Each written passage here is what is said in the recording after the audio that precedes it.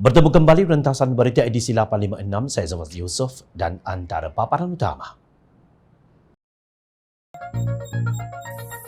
Nampaknya pengkhianat di balon kleptokrasi. Kayu bengkok masakan bayangnya lurus.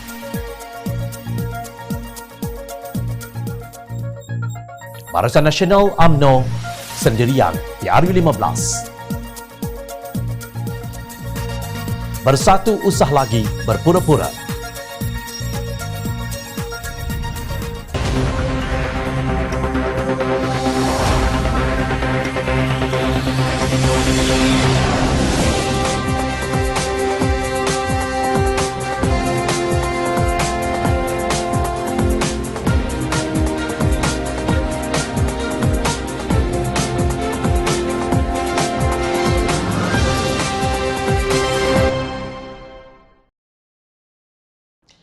Assalamualaikum dan salam sejahtera. Bekas Menteri Keuangan kedua Johari Abdul Ghani membidas Kerajaan Perikatan Nasional yang menggunakan pandemik COVID-19 sebagai alasan kejatuhan pelaburan di negara ini.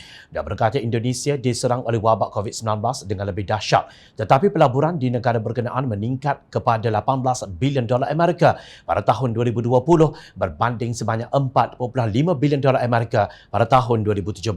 Sedangkan pelaburan di Malaysia hanya berjumlah 2.5 bilion dolar Amerika pada tahun lalu. Johari membidas kenyataan Menteri Perdagangan Antarabangsa dan Industri Datuk Seri Muhammad Azmin Ali bahawa negara bersikap lebih selektif dalam menarik pelaburan asing. Ada satu lagi menteri ni, lagi dahsyat. Oh, kita jatuh ni pasal we are very selective in our investment. Kepala otak di investment ada selektif. Katanya, ketika membahaskan ucapan dasar Presiden di Perhimpunan Agung UMNO di PWTC Kuala Lumpur Ahad lalu, bila membangkitkan mengenai syarikat multinasional MNC ternama seperti Tesla, Amazon dan Apple yang tidak membuat pelaburan di Malaysia tetapi pergi ke negara jiran. Johari berkata tentu ada sebabnya kenapa IBM akan ditutup bulan Mei akan datang dan kilang Sony di Pulau Pinang juga ditutup. Tiada orang pergi jumpa dan bincang, katanya. Semasa ucapan di Kementerian Perdagangan Antarabangsa dan Industri MITI pada 10 Mac 2021, Azmin berkata beliau akan menjayakan visi menjadikan Malaysia sebagai destinasi pelaburan terpilih dan negara perdagangan paling berdaya saing. Dalam kegetiran ekonomi global pada tahun 2020, Malaysia tetap menjadi destinasi pelabur yang terpilih, ujarnya, bila menyalahkan pandemik COVID-19 yang disebutnya mengancam kesihatan rakyat, tetapi ianya telah meruntuhkan ekonomi global, rantau dan juga negara. Sasaran kita seterusnya adalah untuk menarik pelaburan yang berkualiti tinggi dari segi teknologi dan keperluan tenaga kerja. Pelaburan berkualiti tinggi ini adalah sejajar dengan aspirasi kerajaan untuk menjadi a high income nation, ekonomi yang berdaya saing dan mengurangkan kebergantungan kepada keperluan tenaga kerja asing, tegasnya.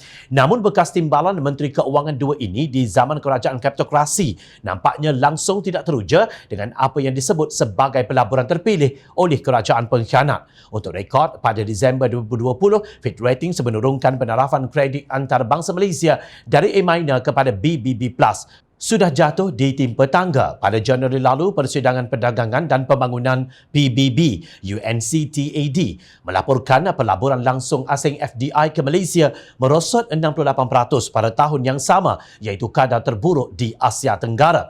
Kini Bank Dunia mengunjurkan ekonomi Malaysia berkembang 6% tahun ini, lebih rendah berbanding unjuran awal 6.7% yang dilaporkannya Disember lalu. Bagaimanapun ini berbeza dengan ekonomi China dan Vietnam yang dijangka meningkat kukuh tahun ini dengan masing-masing berkembang 8.1% dan 6.6%, kata institusi keuangan antarabangsa itu. Bank Dunia berkata demikian dalam kemaskini laporan ekonomi Asia Timur dan Pasifik bagi April 2021 yang bertajuk Uneven Recovery yang dikeluarkan baru-baru ini. Menurut Bank Dunia, kebanyakan negara Asia Timur dan Pasifik EAP adalah tidak mencukupi berbanding kerugian yang dialami rakyat. Di Malaysia, pakej rangsangan ekonomi atau PERMAI berjumlah 15 bilion ringgit yang dilancarkan setelah pembentangan belanjawan 2021 yang berjumlah 322.5 bilion ringgit dilihat gagal memperbaiki angka-angka ekonomi. Seperti pemimpin Pakatan Harapan, pemimpin gerombolan kleptokrasi juga turut mengecam proklamasi darurat dan menggantung parlimen yang diusulkan oleh Tan Sri Muhyiddin Yassin. Kedua tindakan itu dilihat sebagai satu alasan licik bagi menutup kegagalan dan salah takbir urus mereka setelah mendabik dada bahawa tujuan pengkhianatan langkah syaratan untuk menyelamatkan negara. Apapun, UMNO janganlah jadi hipokrit. Jika tak suka, tak perlulah duduk sekali sekelambu dengan pasangan kamu yang kamu maki. Hamun itu ada berani. Pada Perhimpunan Agung UMNO kali ini, kita mendengar berbagai mesej cacam herba daripada pemimpin Parti Melayu yang hilang keramat itu. Pada mulanya, Ketua Pergerakan Pemuda UMNO Dato' Ashraf Wajdi Dasuki dalam ucapan beliau menyindir ada juga yang dulunya sanggup berjuang bermati-matian, pantang musuh cabar menyerang, kekuda dipasang, jiwa raga rela dipertaruhkan, tetapi kini dik mabuk kuasa dan harta, taat dan setia tergamak digadaikan. Rumah sendiri dilayani bagaikan rumah tumpangan, sanggup tikam belakang, rela buka pekong di dada tak kira haluan, bahkan biar diri menjadi gunting dalam lipatan, lupa hakikat diri bahawa parti inilah yang mengangkat mereka pada kedudukan penuh penghormatan. Walaupun tidak menyebut nama, kata-kata itu dipercayai ditujukan kepada ahli Parlimen UMNO yang melompat ke Parti Bersatu dan mereka yang mendapat jawatan yang diberi oleh Tan Sri Muhyiddin Yassin. Ini dapat dilihat daripada ayat seterusnya. Sebaliknya, setia yang sejati adalah di saat kita harus membuat perhitungan besar antara mempertahankan parti biarpun menjadi lilin membakar diri atau merelakan diri diperlakukan semahunya bak lembu dicucuk hidung oleh tuan yang mendedaknya. Mereka ini kadang-kala terlupa atau buat-buat lupa bahawa tuan dedaknya itu umpama serigala berbulu kambing penuh dengan muslihat, licik tingkah olahnya. Begitu hina pandangan Ashraf terhadap kumpulan yang bersama bersatu umpama sudah termakan dedak. Beliau kemudian menegaskan agar kepimpinan parti tidak memberi muka kepada mereka untuk diberi tempat di barisan hadapan. Malah ahli UMNO wajar menolak watak-watak hipokrit seperti ini dalam pemilihan parti. Usahlah berdalih lagi, jangan menggunakan madah penyatuan ummah bagi mempertahankan kelemahan. Jangan berselindung di sebalik slogan Nor Anwar, Nor DAP bagi menyembunyikan agenda peribadi mempertahan kedudukan. Itulah slogan yang dipromosikan oleh Tan Sri Anwar Musa yang kini menjadi fokus cemuhan kerana dilihat umpama jurucakap bersatu. Rakan sekongkol bersatu turut menjadi sasaran Ashraf secara berkias menerusi kisah perseteruan antara golongan Khawarij dan Saidina Ali. Ashraf menyindir konsep gagasan penyatuan ummah yang bertujuan menyatukan UMNO, PAS dan Bersatu. UMNO adalah parti yang mendokong penyatuan demi ummah tetapi bukan dengan cara menghalalkan khianat dan merelakan parti terus-menerus dicurangi dan diperkotak-katikkan semahunya, ujarnya. Beliau berkata pihaknya sedar wujudnya parti yang ditubuhkan untuk menggantikan UMNO sengaja membentuk perikatan baharu untuk menyisihkannya. Depan manis, belakang bak telunjuk lurus kelingking berkait. Bercakap soal kejujuran tetapi sebaliknya dialah khianat. Bercakap soal bersih dan berintegriti tapi cakap tak serupa bikin. Bercakap soal perpaduan tapi dialah yang mencatur perpecahan. Inilah yang dikatakan orang tua-tua yang bijaksana. Kayu bengkok, masakan lurus bayangannya, tegas Ashraf. Justru beliau menyeru UMNO supaya tidak mudah tertipu dan mesti kenal kawan dan lawan. Siapa yang boleh dijadikan kawan tapi tidak makan kawan? Siapa pula yang sebenarnya lawan walaupun sudah berkawan? Menurut Ashraf, UMNO tidak pernah mencurangi kawan. Kita berpegang kepada janji dan ketetapan bersama dalam muafakat nasional, termasuklah tidak pernah setuju menganggotai Parti Perikatan Nasional walaupun akhirnya didaftarkan secara senyap-senyap tanpa pengetahuan, tanpa persetujuan. Bagaimanapun celaan beliau terhadap kelompok itu hanya dipahat di hujung ayat-ayat sindirannya yang juga tersirat amaran. Buat sahabat dan sekutu kami PAS di dalam muafakat nasional, ikhlas kami pemuda katakan, penyatuan bersama kalian adalah mimpi terindah. Suatu yang kita semua dambakan berpuluh tahun lamanya.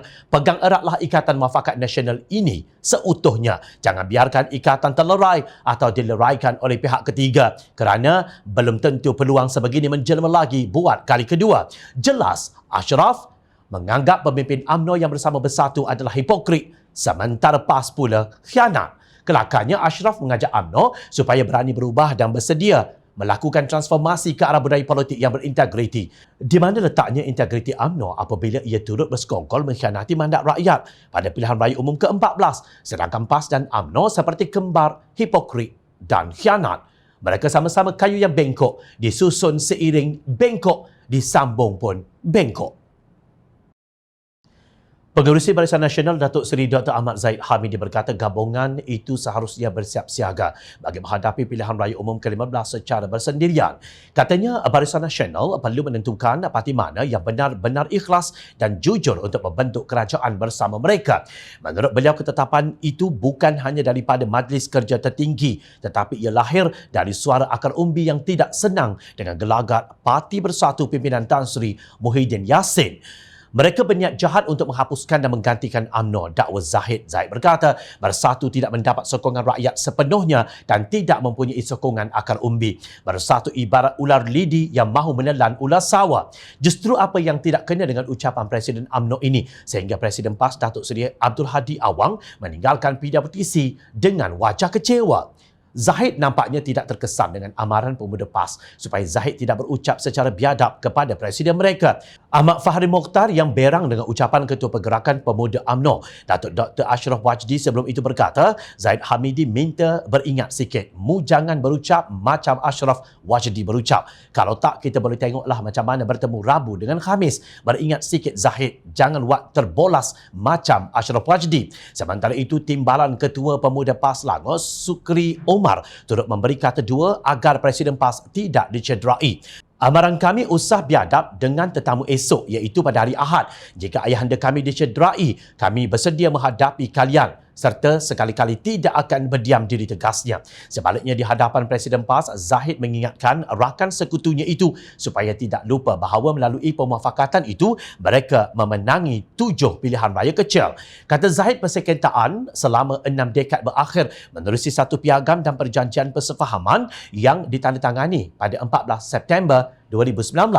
Namun kata Zahid, setelah menyertai sebahagian daripada kerajaan, tiba-tiba pendirian politik telah mula berubah. Ingin saya tegaskan, kita hanya menyokong pembentukan sebuah kerajaan yang kemudiannya dinamakan Kerajaan Perikatan Nasional hanyalah sementara sahaja. Kata Zahid, UMNO tidak akan pernah menyertai gagasan Perikatan Nasional. Kita belum terlambat untuk kembali ke pangkal jalan, tegas Zahid. Kenyataan Zahid tentang politik yang berubah itu jelas ditujukan kepada pimpinan PAS, bukan Bersatu. Ini kerana UMNO memang menganggap pemimpin parti serpihannya itu sebagai pengkhianat. Menurut beliau, UMNO dan PAS mesti berdiri di atas tapak yang sama. Tapak yang berbeza tidak menjanjikan sebarang keberuntungan. Walaupun keberuntungan itu dijangka untuk menambah kursi. Yang penting, kejujuran dan keikhlasan sebagai rakan politik dalam muafakat nasional. Ujar Presiden UMNO itu. Itulah yang berlaku kepada 3 bahtera yang kononnya bahu bersama tetapi masing-masing menuju ke haluan yang berasingan. Sementara itu, pengerusi Jemaah Penasihat UMNO Tan Sri Tengku Razali Hamzah dilaporkan bertegas bahawa semua ahli parti yang memegang jawatan dalam Kabinet Kerajaan Perikatan Nasional supaya menarik diri serta-merta. Ini termasuk mereka yang diberikan jawatan dalam syarikat berkaitan kerajaan GLC. Kita tunggu dan lihat wayang UMNO ini bagaimana penamatnya. Jangan lupa, bekas Presiden UMNO Datuk Seri Najib Razak pernah berkata, cash is king. Justru jika sumber keuangan UMNO terus dicekik, agaknya jalan mana yang akan diambil parti itu untuk melutut bagi mendapatkan bantuan? Mampukah UMNO dan PAS mencari di mana letaknya pangkal jalan setelah sesat di perjalanan beribu liku yang mereka sendiri cipta? Presiden Bersatu Tan Sri Muhyiddin Yassin membayangkan akan mempertahankan semua kerusi yang pernah ditandingi parti itu pada pilihan raya umum ke-14 sekiranya UMNO berkeras tidak mahu melepaskan kerusi berkenaan pada pilihan raya umum ke-15. Lebih baik UMNO ambil semua 222 kerusi parlimen. Jika menang bentuk kerajaan tidak mengapa. Tetapi kalau UMNO ambil semua, saya pun hendak ambil semua. 1 lawan 1 pun boleh. 1 lawan 2 pun boleh, 1 lawan 3 pun boleh sebab ini politik. Tetapi saya tidak mahu sombongkan diri, nanti rakyat marah.